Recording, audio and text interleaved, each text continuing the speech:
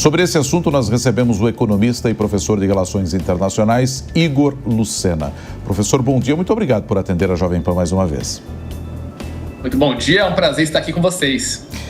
Aqui vai falar mais alto o economista ou o professor de Relações Internacionais, Igor? À medida em que a gente tem muita expectativa em torno da questão comercial, né? Até quem sabe uma redução de tarifas ou mesmo a isenção para alguns dos produtos que estão sancionados, e ao mesmo tempo tem essa aproximação dos dois países dessa relação de mais de 200 anos, como tem sido alertada por outras autoridades.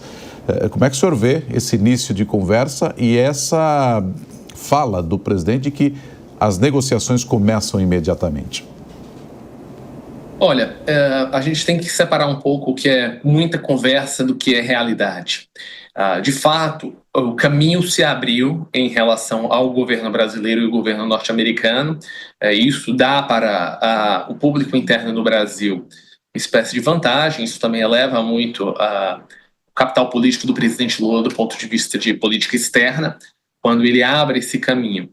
Mas, na prática, isso não vai ser rápido. As declarações do ministro Mauro Vieira de que um acordo vai sair em semanas, isso aí é puro achismo ou ficcionismo. Nenhum país que negociou com os Estados Unidos rapidamente conseguiu fazer acordos, e foram acordos muito parciais, muitos demoraram e não foram de longe o que eles imaginaram que queriam. Foram o que os Estados Unidos julgaram que era mais interessante aos interesses deles.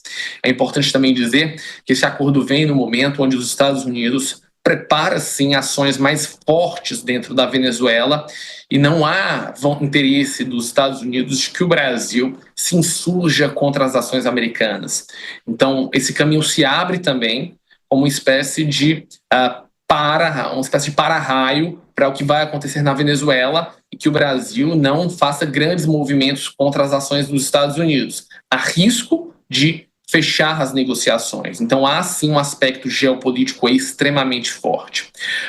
O grande ponto das tarifas é que elas não são basicamente por causa de trade, de déficits no comércio internacional. Os Estados Unidos têm um forte interesse em diminuição das regulamentações das Big Techs, da parte financeira e principalmente que órgãos do governo brasileiro não tentem regulamentar demais e até mesmo o judiciário brasileiro pare de tentar fechar perfis e avançar até mesmo sobre cidadãos que não são brasileiros. Tudo isso é extremamente caro para o governo americano e vai estar na lista de negociações. E como isso impacta diversos órgãos do governo brasileiro, isso não vai ser feito do dia para a noite, vai ser muito longo. Ao ponto de que nessas negociações o governo brasileiro trouxe um conjunto de demandas e ações que eles querem conversar, mas os Estados Unidos foram bastante reticentes sobre o que vão negociar. Vai ser caso a caso, muito mais econômico do que político no primeiro momento. O que é o calo do governo americano hoje são o aumento de preços de carne, café e suco de laranja. Os aspectos geopolíticos que são importantes para o Brasil, para os Estados Unidos, eles podem até pisar no freio e dizer, olha, a gente não vai tocar nesse assunto agora. Então, como os interesses são bastante divergentes e os Estados Unidos têm um interesse de diminuir influências na América Latina, principalmente de Irã, Rússia e China, eu não acho que essas negociações são tão abertas como a gente imagina. São importantes, sim, mas a gente tem que tomar muito cuidado para não achar que a gente já está num caminho rápido de diminuição de tarifas. Isso está começando agora e os interesses americanos vão ter que aparecer dentro de uma mesa de negociações e que até agora não foram colocados. Muito mais, neste momento, a gente vê quais são os interesses brasileiros do que os interesses dos Estados Unidos dentro da mesa. O meu ponto de vista político foi um passo importante, mas a gente vai ter que esperar para saber quais são os resultados práticos na negociação. O governo brasileiro trouxe demandas, mas a gente ainda não viu o que são as oferendas que está sendo colocado economicamente para o governo americano. E o governo americano, de fato, tem um conjunto de ações a serem realizadas.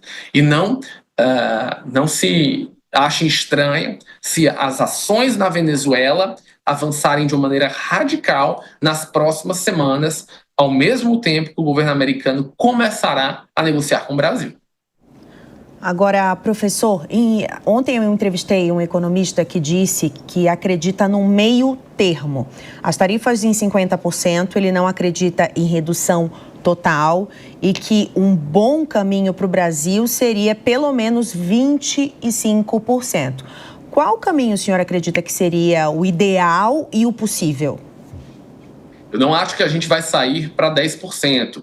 10% são países onde há uma relação econômica muito favorável para os Estados Unidos, mas que há um alinhamento político-ideológico. O governo Trump imagina que dentro da América Latina, onde ele está fazendo uma espécie de doutrina Monroe 2.0, ou seja, a América Latina tem que ser uma área de influência dos Estados Unidos e não de nenhum outro país, seja europeu ou Rússia e China. Ele que está colocando tarifas de 10%, as mínimas, para aqueles países onde há um maior alinhamento político. Como o Brasil não vai ter esse alinhamento político, o Brasil tem uma política de relações com vários países, mas nós temos sim uma visão, um governo que tem uma visão pró-China muito forte. Eu acredito que menos de 20% não será. Concordo que acho que pode chegar entre 20% a 30% de tarifas. Isso vai ser uma realidade muito forte, mas isso vai depender, esse grau vai depender do que é que o Brasil vai abrir para os Estados Unidos. Nós vamos abrir as explorações de terras raras para o governo americano, explorar em parcerias com empresas brasileiras, dentro de mapeamento e exploração. Nós vamos fazer com que produtos de tecnologia americana entrem no Brasil com taxas mais baratas, já que as nossas tarifas são muito altas quando a gente analisa esses produtos, chegam aqui produtos pelo dobro do preço. Então, tudo isso vai depender de que tipo de relação comercial o Brasil vai ter com os Estados Unidos a partir de agora. Os Estados Unidos entendem de uma maneira muito clara que eles têm superávit comercial com o Brasil, o problema não é esse. A visão deles ainda temos um acesso muito pequeno ao mercado brasileiro e eles querem aumentar esse acesso. Apesar de sermos ainda, temos uma relação em segundo plano com os Estados Unidos, quando a gente fala de relações comerciais, eles ainda são o maior investidor do Brasil, com aproximadamente 30% de todo o investimento direto estrangeiro no país. Professor, saindo um pouquinho desse assunto, entrando na Argentina, os nossos vizinhos. A Argentina realiza hoje a eleição para renovar a Câmara dos Deputados e 1/3 do Senado. É metade da Câmara, 1/3 do Senado. O que é que está em jogo por lá? À medida em que o Donald Trump chegou a dizer recentemente, a Argentina está morrendo e a gente precisa ajudar a Argentina. O Milei, se ele não conseguir uma votação expressiva, corre o risco de também perder essa ajuda do Trump? Olha, eu acho que não. A Argentina é o país que a gente pode dizer preferencial de Trump na América Latina. Ele vê o governo de Milei como um governo extremamente politicamente alinhado. Obviamente, outros países como o próprio Paraguai também é um país importante para os Estados Unidos. Eles até mesmo colocaram agora ações do FBI, da CIA na Tríplice Fronteira, para ajudar ao combate a terrorismo e narcotráfico, porém na Argentina a situação é diferente.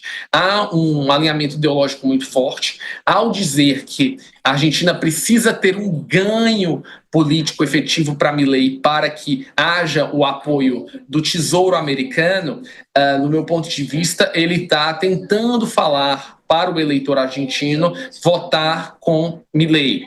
Entretanto, mesmo que Milei perca ou que tenha um resultado menor do que se imagina, Trump retirar a ajuda à Argentina vai fazer com que a situação de Milei fique pior ainda. Então, isso vai prejudicar um aliado na América Latina. E isso vai contra essa visão dessa nova doutrina Monroe para os Estados Unidos. Então, eu acho que se Milei tiver um bom resultado, acho que isso vai ser visto por Trump como positivo e o apoio vai existir, mas mesmo que ele perca, eu acho que sim, ele vai continuar dando apoio, mesmo que o resultado seja negativo, porque seria uma dupla derrota, a derrota nas urnas e uma derrota de um apoio americano na região, fazendo com que a possibilidade da manutenção do poder de Milei diminua ainda. Então, acho que não foi bem uma ameaça, mas uma tentativa de apoiar ainda mais um governo que ele vê como preferencial dentro da América Latina.